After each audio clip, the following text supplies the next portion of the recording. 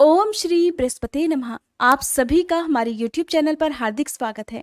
बृहस्पति देवता आप सभी की मनोकामनाएं पूर्ण करें। पौराणिक कथा के अनुसार भारतवर्ष में एक प्रतापी और दानी राजा राज्य करता था। वह नित्य गरीबों और ब्राह्मणों की सहायता करता था, लेकिन ये बात उसकी रानी को अच्छी नहीं लगती थी। वो न ही गरीबों को दान देती, न ही भगवान का पूजन करती थी और राजा को भी दान देने से मना किया करती थी। एक दिन राजा शिकार खेलने वन को गए हुए थे, तो रानी महल में अकेली थी। उसी समय बृहस्पति देव साधु वेश में राजा के महल में भिक्षा के लिए गए और भिक्षा मांगी। तब रानी ने भिक्षा देने से इनकार कर दिया और कहने लगी, हे साधु महाराज, मैं तो इस दान पुण्य से तंग आ गई हूँ। मेरा पति सारा धन लुटाते रहते हैं। मेरी इच्छा है कि हमारा धन नष्ट हो जाए और फिर न रहेगा बांस, न बजेगी बांसुरी। साधु ने कहा, देवी तुम तो बड़ी विचित्र हो। धन संतान तो सभी चाहते हैं, पुत्र और लक्ष्मी तो पापी के घर भी होनी चाहिए। यदि तुम्हारे पास अधिक धन है तो भूखों को भोजन दो, प्यासों के लिए प्याऊ बनवाओ, मुसाफिरों के लिए धर्मशालाएं खुलवाओ। जो निर्धन अपनी कुंवारी कन्याओं का विवाह नहीं कर सकते, उनका विवाह करा दो। ऐसे और कई काम हैं जिनके करने से तुम्हारा यश लोक परलोक में फैलेगा। परंतु रानी पर उपदेश का कोई प्रभाव नहीं पड़ा। वो बोली, महाराज आप मुझे कुछ मत समझाइए। मैं ऐसा धन ही नहीं चाहती जो हर जगह बांटती फिरूं। तब साधु महाराज ने उत्तर दिया, यदि तुम्हारी ऐसी इच्छा है तो तथास्तु। तुम ऐसा करना कि बृहस्पतिवार को घर लीपकर पीली मिट्टी से अपना सिर धोकर स्नान करना, भट्टी चढ़ाकर कपड़े धोना। ऐसा करने से तुम्हारा सारा धन नष्ट हो जाएगा। इतना कहकर वह साधु महाराज वहां से आलोप हो गए। साधु के कहे अनुसार सभी बातों को पूरा करते करते रानी को केवल 3 बृहस्पतिवार ही बीते थे कि उसकी सारी समस्त धन संपत्ति नष्ट हो गई। अब भोजन के लिए राजा का परिवार तरसने लगा। तब एक दिन राजा ने रानी से कहा कि हे रानी, तुम यहीं रहो, मैं दूसरे देश को जाता हूँ, क्योंकि यहाँ पर सभी लोग मुझे जानते हैं, इसलिए मैं कोई छोटा कार्य यहाँ नहीं कर सकता। ऐसा कहकर राजा परदेश चला गया। वहां वह जंगल से लकड़ियां काट कर लाता और शहर में बेचता। इस तरह वह अपना जीवन व्यतीत करने लगा। इधर राजा के परदेश जाते ही रानी और दासी दुखी रहने लगी।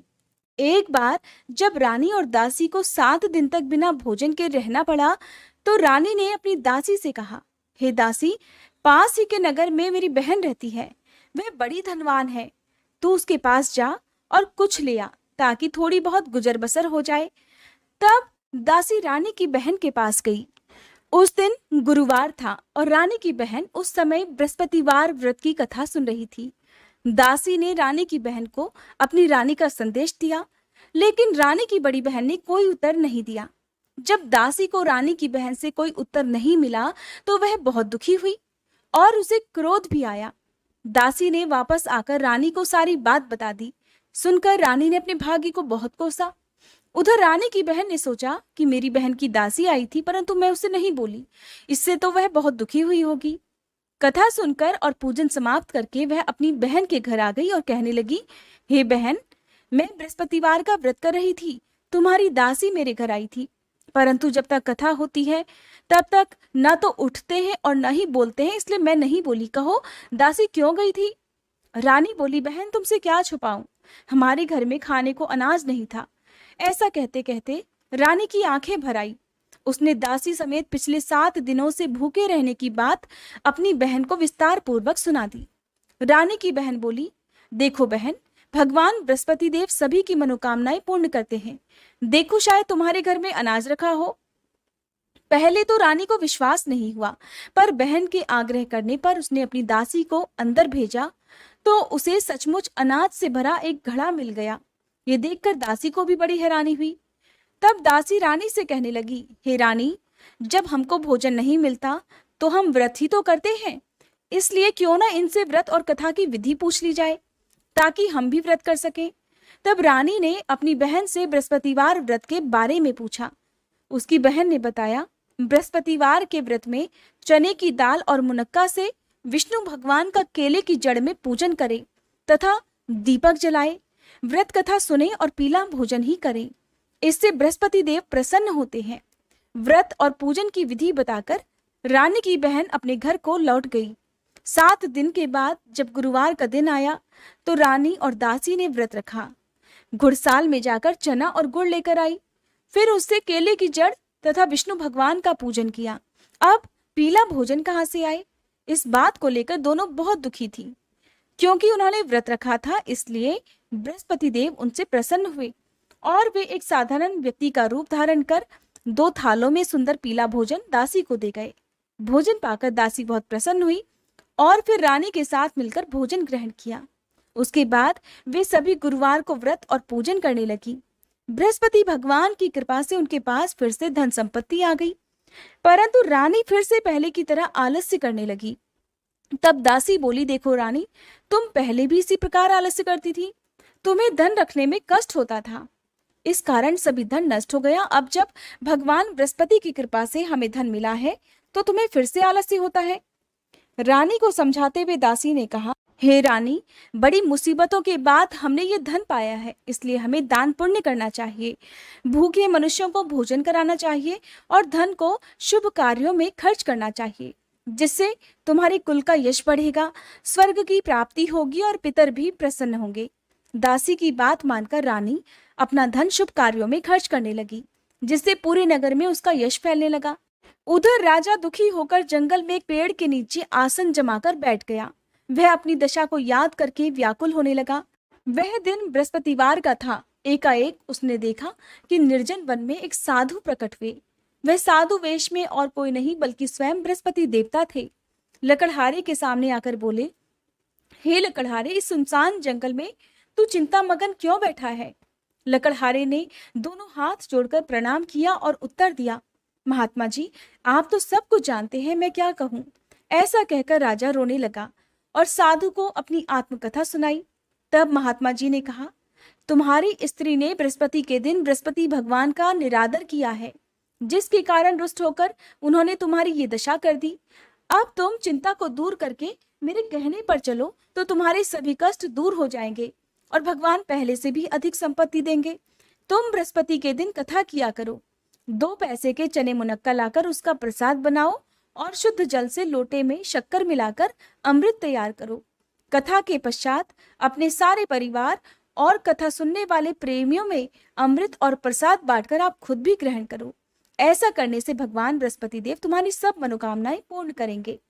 साधु के ऐसे वचन सुनकर लकड़हारा बोला, हे प्रभु, मुझे लकड़ी बेचकर इतना पैसा नहीं मिलता जिससे भोजन करने के बाद मैं कुछ बचा सकूं, और मैंने रात्रि में अपनी स्त्री को व्याकुल देखा है। मेरे पास कुछ भी नहीं जिससे मैं उसकी खबर मंगा सकूं। साधु महाराज ने कहा, हे लकड़हारे, तुम किसी बात की चिंता मत करो। बृहस्पति के दिन तुम रोजाना की तरह लकड़ियां लेकर शहर को जाओ। तुमको रोज से 2 गुना धन प्राप्त होगा, जिससे तुम भलीभांति भोजन कर लोगे और बृहस्पति देव की पूजा का सामान भी आ जाएगा। इतना कहकर साधु महाराज अंतर्ध्यान हो गए। धीरे धीरे समय बीतने पर फिर वही बृहस्पतिवार का दिन आया। लकड़हारा जंगल से लकड़ी काटकर किसी शहर में बेचने को गया। उसे उस दिन और दिन से अधिक पैसा मिला। राजा ने चना गुड़ आदि लाकर गुरुवार का व्रत किया। उस दिन से उसके सभी क्लेश दूर हुए, परंतु जब दोबारा गुरुवार का दिन आया तो वह बृहस्पति देव का व्रत करना भूल गया। इस कारण बृहस्पति भगवान नाराज हो गए। उस दिन उस नगर के राजा ने विशाल यज्ञ का आयोजन किया तथा शहर में ये घोषणा करा दी कि कोई भी मनुष्य अपने घर में भोजन ना बनावे, ना आग जलावे। समस्त जनता मेरे यहाँ भोजन करने आवे और इस आज्ञा को जो नहीं मानेगा उसे फांसी की सजा दी जाएगी। इस तरह की घोषणा संपूर्ण नगर में करवा दी गई।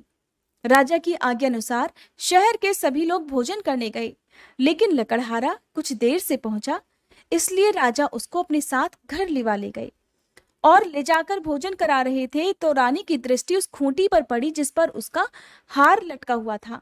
उस समय वह हार वहां पर दिखाई नहीं दिया तो रानी ने निश्चय किया कि मेरा हार इसी मनुष्य ने चुरा लिया है, और उसी समय सिपाहियों को बुलवाकर उसको कारागार में डलवा दिया।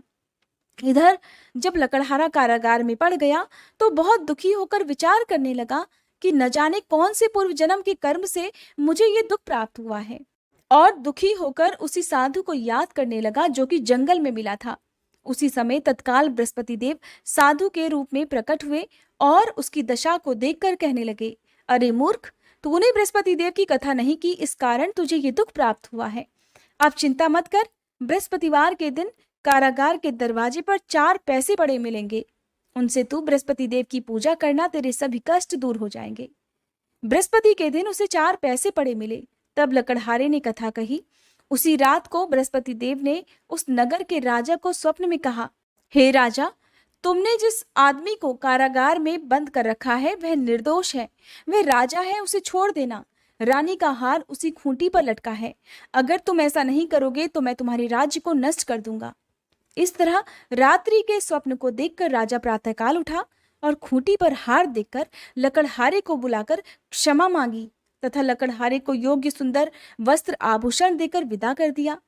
बृहस्पति देव की आज्ञा अनुसार लकड़हारा अपने नगर को चल दिया। राजा जब अपने नगर के निकट पहुंचा तो उसे बड़ा आश्चर्य हुआ। नगर में पहले से अधिक बाग, तालाब, कुएं तथा बहुत सी धर्मशाला, मंदिर आदि बन गई हैं। राजा ने पूछा, ये किसका बाग और धर्मशाला है? तब नगर के सभी लोग कहने लगे, ये सब तो रानी और बांदी के हैं। राजा को बहुत आश्चर्य हुआ और गुस्सा भी आया। जब रानी ने ये खबर सुनी कि राजा आ रहे हैं तो उन्होंने बांदी से कहा कि हे दासी, देख, राजा हमको कितनी बुरी हालत में छोड़ गए थे। हमारी ऐसी हालत देखकर वो लौट ना जाए, इसलिए तू दरवाजे पर खड़ी हो जा। आज्ञा अनुसार दासी दरवाजे पर खड़ी हो गई। राजा आए तो उन्हें अपने साथ लिवा लाई। तब राजा ने क्रोध करके अपनी रानी से पूछा कि ये धन तुम्हें कैसे प्राप्त हुआ है? तब रानी ने कहा, राजन, ये सब धन हमें बृहस्पति देव के व्रत के प्रभाव से प्राप्त हुआ है। तब राजा ने निश्चय किया कि 7 रोज बाद तो सभी बृहस्पति देव का पूजन करते हैं, परंतु मैं प्रतिदिन दिन में 3 बार कहानी और रोज ही व्रत किया करूंगा। अब हर समय राजा के दुपट्टे में चने की दाल बंधी रहती तथा वह दिन में 3 बार कहानी कहता। एक रोज राजा ने विचार किया कि चलो अपनी बहन के यहाँ हो आवे। इस तरह निश्चय कर राजा घोड़े पर सवार होकर अपनी बहन के यहाँ को चलने लगा। मार्ग में उसने देखा कि कुछ आदमी एक मुर्दे को लिए जा रहे हैं। उन्हें रोककर राजा कहने लगा, अरे भाइयों, मेरी बृहस्पति देव की कथा सुन लो। वे बोले, लो, हमारा तो आदमी मर गया है, इसको अपनी कथा की पड़ी है। परंतु कुछ आदमी बोले, अच्छा कहो, हम तुम्हारी कथा भी सुनेंगे। तब राजा ने दाल निकाली और जब कथा आधी हुई थी कि वह मुर्दा हिलने लग गया। जब कथा समाप्त हुई तो राम राम करके वह मनुष्य उठकर खड़ा हो गया। आगे मार्ग में उसे एक किसान खेत में हल चलाता मिला। राजा ने उसे देखकर उससे कहा कि अरे भैया, तुम मेरी बृहस्पतिवार की कथा सुन लो। तब किसान बोला, जब तक मैं तेरी कथा सुनूंगा तब तक 4 हरैया जोत लूंगा, जा अपनी कथा किसी और को सुनाना। और तब राजा आगे चलने लगा। राजा के हटते ही बैल पछाड़ खाकर गिर गए तथा उस किसान के पेट में बड़ी जोर का दर्द होने लगा। उस समय किसान की माँ रोटी लेकर आई। उसने जब ये देखा तो अपने पुत्र से सब हाल पूछा और बेटे ने भी सभी हाल कह दिया। तो वह बुढ़िया दौड़ी दौड़ी उस घुड़सवार के पास गई और उससे बोली, मैं तेरी कथा सुनूंगी, तू अपनी कथा मेरे खेत पर चलकर ही कहना। राजा ने बुढ़िया के खेत पर जाकर कथा कही, जिसके सुनते ही उसके बैल उठ खड़े हुए तथा किसान के पेट का दर्द भी बंद हो गया। अब राजा अपनी बहन के घर पहुंच गया तो बहन ने अपने भाई की खूब मेहमानी की। दूसरे रोज प्रातःकाल जब राजा जगा तो देखने लगा कि सभी लोग भोजन कर रहे हैं। राजा ने अपनी बहन से कहा कि ऐसा कोई मनुष्य है यहाँ जिसने भोजन ना किया हो, मेरी बृहस्पतिवार की कथा सुन ले। बहन बोली, हे भैया, ये देश तो ऐसा ही है, पहले यहाँ लोग भोजन करते हैं, बाद में अन्य कोई काम करते हैं। अगर कोई पड़ोस में हो तो देख आऊं। वह ऐसा कहकर देखने चली गई, परंतु उसे कोई ऐसा व्यक्ति नहीं मिला जिसने भोजन न किया हो। अतः वह एक कुम्हार के घर गई जिसका लड़का बीमार था। उसे मालूम हुआ कि उनके यहाँ 3 रोज से किसी ने भोजन नहीं किया है। रानी ने अपने भाई की कथा सुनने के लिए कुम्हार से कहा तो वह तुरंत तैयार हो गया। राजा ने जाकर बृहस्पतिवार की कथा कही, जिसको सुनकर उसका लड़का ठीक हो गया। अब तो राजा की चारों तरफ प्रशंसा होने लगी। एक दिन राजा ने अपनी बहन से कहा कि हे बहन, अब हम अपने घर को जाएंगे, तुम भी तैयार हो जाओ। राजा की बहन ने अपनी सास से कहा। सास ने कहा, हाँ चली जा, परंतु अपने लड़कों को मत ले जाना, क्योंकि तेरे भाई की कोई औलाद नहीं है। बहन ने अपने भैया से कहा, हे भैया, मैं तो चलूंगी, पर कोई बालक नहीं जाएगा। राजा बोला, जब कोई बालक ही नहीं चलेगा तब तुम भी क्या करोगी? और बड़े दुखी मन से राजा अपने नगर को लौट आया। राजा ने घर आकर अपनी रानी से कहा, हम निर्वंशी राजा हैं, हमारा मुंह देखने का धर्म नहीं है और कुछ भोजन आदि नहीं किया। रानी बोली, हे प्रभु, बृहस्पति देव ने हमें सब कुछ दिया है, वो हमें औलाद भी अवश्य देंगे। उसी रात को बृहस्पति देव ने राजा से स्वप्न में कहा, हे राजा, उठ, सभी सोच त्याग दे, तेरी रानी गर्भ से है। राजा को ये बात सुनकर बड़ी खुशी हुई। 9वें महीने में रानी के गर्भ से एक सुंदर पुत्र पैदा हुआ। तब राजा बोला, हे रानी, स्त्री बिना भोजन के रह सकती है, पर बिना कहे नहीं रह सकती। जब मेरी बहन आए तो तुम उससे कुछ मत कहना। रानी ने सुनकर हाँ कर दिया। उधर जब राजा की बहन ने ये शुभ समाचार सुना तो वो बहुत खुश हुई तथा बधाई लेकर अपने भाई के यहाँ आई। तभी रानी ने कहा, घोड़ा चढ़कर तो नहीं आई, गधा चढ़ी आई। राजा की बहन बोली, भाभी, मैं इस प्रकार नहीं कहती तो तुम्हें औलाद कैसे मिलती? बृहस्पति देव ऐसे ही हैं, जैसी जिसके मन में कामनाएं हैं सभी को पूर्ण करते हैं। जो सद्भावना पूर्वक बृहस्पतिवार का व्रत करता है और कथा पढ़ता है अथवा सुनता है और दूसरों को सुनाता है, बृहस्पति देव उसकी सभी मनोकामनाएं पूर्ण करते हैं। प्रेम से सभी बोलिए बृहस्पति देवता की जय। अगर ये वीडियो आपको पसंद आई हो तो प्लीज़ वीडियो को लाइक जरूर कीजिएगा। आजकल आप हमारे इसी चैनल पर शिव महापुराण कथाएं और भागवत की कथाएं भी सुन सकते हैं। अगर आपने एक बार भी इन कथाओं को नहीं सुना है तो प्लीज़ आप जरूर सुनिएगा। सुनने के लिए आप हमारे चैनल को अभी सब्सक्राइब करके बेल आइकन प्रेस करना मत भूलिएगा, ताकि इन सभी कथाओं की जानकारी आपको सही समय पर मिल सके।